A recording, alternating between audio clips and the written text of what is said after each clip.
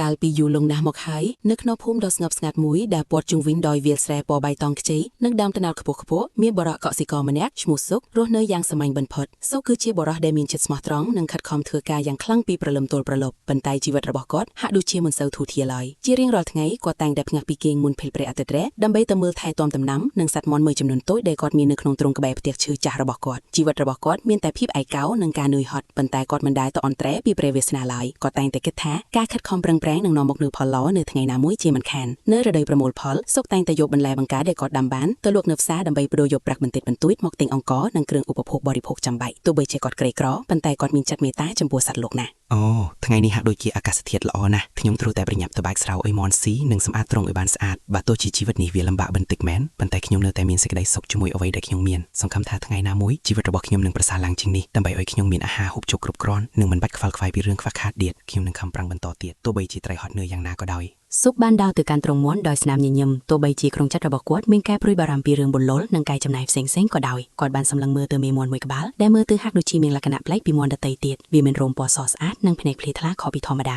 គាត់តែងតែផ្ដល់អាហារល្អៗដល់វាហើយថ្ងៃនេះក៏មិនខុសពីថ្ងៃមុនដែរគាត់បានបែកស្រោឲ្យវាដោយក្តីស្រឡាញ់និងការយកចិត្តទុកដាក់បំផុតនៅព្រឹកបន្ទាប់អ្វីគ្រប់យ៉ាងបានប្រែប្រួលសម្រាប់ជីវិតរបស់សុកនៅពេលដែលគាត់ដើរទៅកាន់ទ្រុងមាន់ដើម្បីប្រមូលពងមាន់ដួចរដងគាត់បានប្រទះឃើញអ្វីមួយយ៉ាងដែលភ្លឺចិញ្ចាកចេញពីក្នុងសម្បុករបស់មេមាន់ផសនោះដំបូងឡើយគាត់ស្មានតែជាការយកសពឬជាពន្លឺចាំងនៃព្រះអាទិត្យប៉ុណ្ណោះប៉ុន្តែនៅពេលដែលគាត់លូកដៃទៅប៉ាវាគាត់មានអារម្មណ៍ថាវាធ្ងន់និងត្រជាក់ខុសពីពងមាន់ធម្មតាវាគឺជាពងមាន់ដែលធ្វើពីមាសសុទ្ធសុកសឹងតែមានជឿនឹងភ្នែកខ្លួនឯងគាត់បានលើកពងមាសនោះមកពិនិត្យមើលយ៉ាងយកចិត្តទុកដាក់បេះដូងរបស់គាត់លូតញាប់ខុសធម្មតាដោយសារតែភាពភ័យអរនិងការងឿងញាប់ជាខ្លាំងគាត់មិនដឹងថាតើមានរឿងបែបនេះកើតឡើងដោយរបៀបណានោះទេតែនេះជាអ្វីទៅពងមាន់មៀតតើខ្ញុំកំពុងយកសពមែនទេវាមិនអាចទៅរួចឡើយវាពិតជាធ្ងន់ណាស់ហើយពន្លឺរបស់វាពិតជាស្រស់ស្អាតខ្លាំងណាស់មេមាន់អើយតើអញពិតជាពងចេញមកជាមាសមែនឬនេះគឺជាឧបទិហេតុដ៏អស្ចារ្យបំផុតដែលខ្ញុំមិនដែលជួបប្រទះក្នុងជីវិតរបស់ខ្ញុំប្រសិនបើនេះជាមាសពិតមែនជីវិតរបស់ខ្ញុំនឹងឡើងលំបាកទៀតហើយសុកបានយកពងមាសនោះទៅកាន់ទីក្រុងដើម្បីឲ្យជាងមាសពិនិត្យមើលនៅពេលដែលជាងមាសបញ្ជាក់ថាវាគឺជាមាសសុទ្ធ 100% សុកមានអារម្មណ៍រំភើបឥតឧបមាគាត់បានលុកពងមាសនោះហើយទទួលបានប្រាក់យ៉ាងច្រើនសន្ធឹកសន្ធាប់ដែលគាត់មិនធ្លាប់ឃើញពីមុនមកក្នុងជីវិតគាត់បានទិញអាហារឆ្ងាញ់សម្លៀកបំពាក់ថ្មីនិងរបស់របរប្រើប្រាស់ចាំបាច់សម្រាប់គ្រួសាររបស់គាត់ទោះជាយ៉ាងណាក៏ដោយគាត់នៅតែរក្សាការសម្ងាត់នេះព្រោះគាត់ខ្លាចមានគេដឹងហើយមកលួចមេមាន់ដ៏មានតម្លៃរបស់គាត់ជារៀងរាល់ព្រឹកមេមាន់នោះតែងតែពងមាសឲ្យគាត់មួយគ្រាប់ជានិច្ចដែលធ្វើឲ្យទ្រព្យសម្បត្តិរបស់គាត់កើនឡើងជាលំដាប់ពីមួយថ្ងៃទៅមួយថ្ងៃពេលវេលាបានកន្លងផុតទៅ2-3ខែសុកបានក្លាយជាអ្នកមានម្នាក់នៅក្នុងភូមិគាត់បានសង់ផ្ទះថ្មីដ៏ធំស្កឹមស្កៃនិងមានដីស្រែចម្ការរាប់រយហិកតាគាត់មិនបាច់ខំធ្វើការនឿយហត់ដូចមុនទៀតឡើយភរិយារបស់គាត់ឈ្មោះតារាក៏សប្បាយចិត្តនឹងភាពមានបាននេះដែរប៉ុន្តែរួមជាមួយភាពមានបានភាពលោភលន់ក៏ចាប់ផ្ដើមចាក់ឫសនៅក្នុងចិត្តរបស់ពួកគេទាំងពីរជារៀងរាល់ថ្ងៃពួកគេតែងតែរង់ចាំដល់ព្រឹកព្រលឹមដើម្បីទៅយកពងមាសប៉ុន្តែយូរទៅពួកគេចាប់ផ្ដើមមានអារម្មណ៍ថាការទទួលបានពងមាសតែមួយគ្រាប់ក្នុងមួយថ្ងៃគឺវាយឺតពេកសម្រាប់ពួកគេចង់មានបានលឿនជាងនេះចង់បានមាសទាំងអស់ដែលមាននៅក្នុងពួកមេមាន់នោះតែម្ដងតារាអើយអញមើលចុះទោះបីជាយើងមានមាសរាល់ថ្ងៃមែនប៉ុន្តែវាយឺតណាស់បើយើងបានមាសទាំងអស់ក្នុងពេលតែមួយយើងនឹងក្លាយជាអ្នកមានបំផុតក្នុងโลกនេះខ្ញុំគិតថាក្នុងពោះមេមាន់នោះច្បាស់ជាមានមាសរាប់រយគ្រាប់មិនខានខ្ញុំក៏គិតអញ្ចឹងដែរបងសុកហេតុអ្វីបានជាយើងត្រូវរងចាំរាល់ថ្ងៃបែបនេះបើយើងវះពោះវាទៅយើងនឹងបានមាសទាំងអស់នោះភ្លាមយើងមិនបាច់ចាំដល់ព្រឹកស្អែកឬខែក្រោយទៀតឡើយយើងអាចទិញអ្វីៗគ្រប់យ៉ាងដែលយើងចង់បានក្នុងពេលតែមួយភាពលោភលន់បានធ្វើឲ្យភ្នែករបស់ពួកគេងងឹតងងល់ពួកគេលែងគិតពីគុណបំណាច់របស់មេមាន់ដែលបានជួយឲ្យពួកគេមានបានឡើយពួកគេគិតតែពីវិធីធ្វើឲ្យខ្លួនឯងកាន់តែមានខ្លាំងឡើងការពិភាក្សារបស់ពួកគេកាន់តែខ្លាំងក្លាឡើងរហូតដល់ពួកគេសម្រេចចិត្តធ្វើរឿងមួយដែលមិនអាចត្រឡប់ក្រោយបានពួកគេលែងមានចិត្តមេត្តាដោយការពីមុនទៀតហើយសេចក្តីលោភលន់បានលេបត្របាក់សីលធម៌របស់ពួកគេអស់ទៅហើយនៅយប់នោះសុកនិងតារាមិនអាចសម្រានលក់ឡើយចិត្តរបស់ពួកគេគិតតែពីរឿងមាសដែលនៅក្នុងពួកមេមាន់ពួកគេស្រមៃដល់គំនុំមាសដ៏មហាសាលដែលនឹងធ្វើឲ្យពួកគេក្លាយជាសេដ្ឋីលំដាប់ពិភពលោកនៅពេលដែលពន្លឺព្រះអាទិត្យចាប់ផ្ដើមរះឡើងតិចៗសុកបានកាន់កាំបិតយ៉ាងមុតស្រួយមួយដើរទៅកាន់ទ្រុងមាន់ដោយមានតារាដើរតាមពីក្រោយយ៉ាងប្រកិតពួកគេទាំងពីរមានទឹកមុខមោះមុតប៉ុន្តែបង្កប់ដោយភាពអន្ទះអន្តាងមេមាន់ពណ៌សដ៏កំសត់ มันបានដឹងខ្លួនឡាយថាគ្រោះថ្នាក់ដ៏ធំធេងកំពុងតែខិតជិតមកដល់ជីវិតរបស់វាដេកនៅក្នុងសំបុកដោយស្ងប់ស្ងាត់ហាក់ដូចជារងចាំផ្ទាល់ពងមេមួយគ្រាប់ទៀតដល់ម្ចាស់របស់វា មកចរ៉ាថ្ងៃនេះគឺជាថ្ងៃដែលយើងនឹងក្លាយជាអ្នកមានប្រសើរ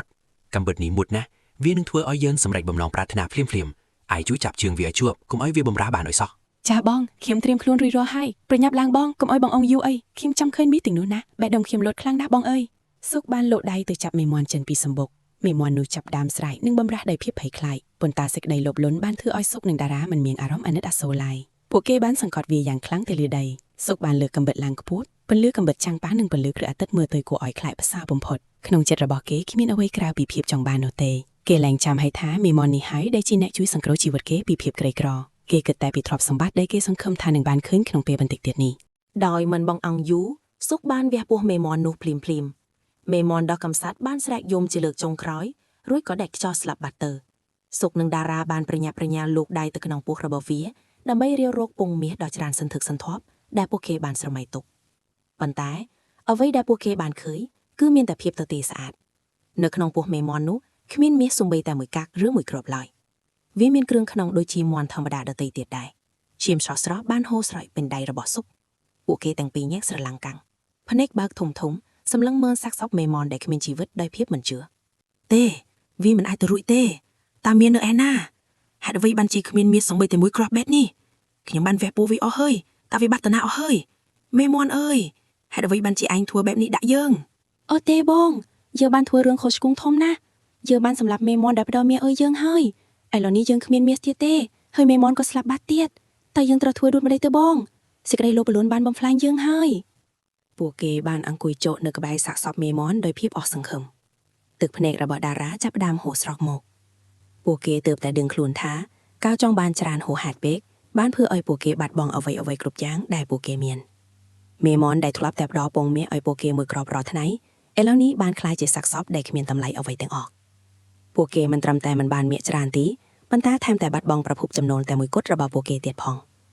ភាពស្ងប់ស្ងាត់បានគ្រប់ដំណក់ពេញទ្រុងមន់មានតែសំឡេងខ្យល់បក់ល្វើយដែលហាក់ដូចជាកំពុងសើចចំកកឲ្យភាពល្ងងខ្លៅរបស់ពួកគេច្រើនថ្ងៃកន្លងផុតទៅសុកនិងតារាបានធ្លាក់ក្នុងភាពក្រៀមក្រំយ៉ាងខ្លាំងទ្រព្យសម្បត្តិដែលពួកគេមានពីមុនក៏ចាប់ផ្ដើមស្រាក់ចុះទៅដោយសារតែពួកគេមិនមានចំណូលថ្ងៃនិងការចំណាយខ្ជះខ្ជាយពួកគេបានដឹងយ៉ាងច្បាស់ថាគ្មានអ្វីអាចមកជំនួសមេមន់ពងមាសនោះបានឡើយមេរៀនដ៏ជូរចត់នេះបានដកជាប់ក្នុងចិត្តរបស់ពួកគេជារៀងរហូតញាក់ភូមិដែលធ្លាប់តែចំណាយនឹងភាពមានបានរបស់ពួកគេចាប់ផ្ដើមនិយាយដើមនិងសើចចំអកនៅពេលដឹងពីរឿងរ៉ាវពិតសុកបានសម្រេចចិត្តត្រឡប់ទៅធ្វើស្រែចម្ការវិញប៉ុន្តែលើកនេះគាត់ធ្វើការដោយចិត្តស្ងប់និងមិនលោភលន់ដូចមុនទៀតឡើយជីវិតរបស់ខ្ញុំបានត្រឡប់មកចំណុច0វិញហើយប៉ុន្តែលើកនេះខ្ញុំបានយល់ច្បាស់ពីតម្លៃនៃអ្វីដែលយើងមានសេចក្តីលោភលន់គឺជាថ្នាំពុលដែលបំផ្លាញសុភមង្គលរបស់យើងបើខ្ញុំគ្រាន់តែចេះស្កប់ស្កល់ម្លេះមេមន់នោះនៅតែធ្លាប់ផ្ដល់ពងមាសឲ្យយើងរហូតមកដល់ថ្ងៃនេះខ្ញុំពិតជាស្ដាយក្រោយណាស់ប៉ុន្តែវាយឺតពេលហើយបងនិយាយត្រូវហើយយើងត្រូវតែចេះរៀនសូត្រពីកំហុសនេះចាប់ពីថ្ងៃនេះតទៅយើងនឹងរស់នៅដោយភាពស្មោះត្រង់និងមិនចង់បានរបស់អ្នកដទៃឬចង់បានអ្វីដែលហួសពីសមត្ថភាពរបស់យើងទៀតឡើយសេចក្តីសុខពិតប្រាកដគឺស្ថិតនៅលើការចេះស្កប់ស្កល់រឿងរ៉ាវរបស់សុកនិងមេមន់ពងមាសបានក្លាយជាមេរៀនដ៏សំខាន់សម្រាប់មនុស្សគ្រប់ចំនួននៅក្នុងភូមិនោះវាបានបង្រៀនយើងថាការចង់បានច្រើនហួសហេតុពេកអាចនាំឲ្យយើងបាត់បង់សូម្បីតែអ្វីដែលយើងកំពុងមាននៅក្នុងដៃសុភែនមង្គលពិតប្រាកដមិនមែនស្ថិតនៅលើចំនួនទ្រព្យសម្បត្តិដែលយើងមាននោះទេប៉ុន្តែវាស្ថិតនៅលើការចេះដឹងគុណនិងការចេះស្កប់ស្កល់នៅអ្វីដែលយើងមានសុកនិងតារាបានចំណាយជីវិតដែលនៅសេសសល់របស់ពួកគេរស់នៅយ៉ាងសាមញ្ញនិងជួយអ្នកដទៃតាមដែលអាចធ្វើទៅបានដើម្បីលាងជម្រះកំហុសដែលពួកគេបានធ្វើកាលពីអតីតកាល